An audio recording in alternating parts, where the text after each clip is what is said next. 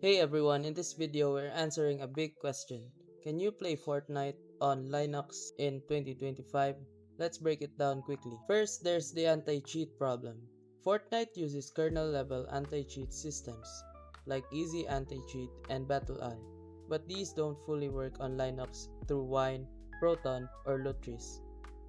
So if you try to install Fortnite directly, it usually crashes or just won't start at all. Next, why doesn't Epic support Linux yet?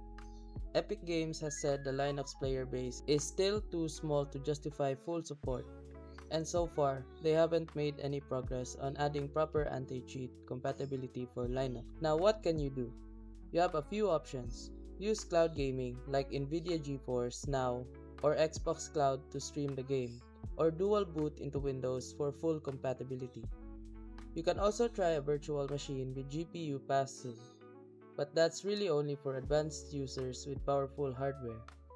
So for now, Fortnite still isn't playable natively on Linux, but with cloud gaming, you can still enjoy it smoothly. If this helped, don't forget to like and subscribe for more quick tech updates.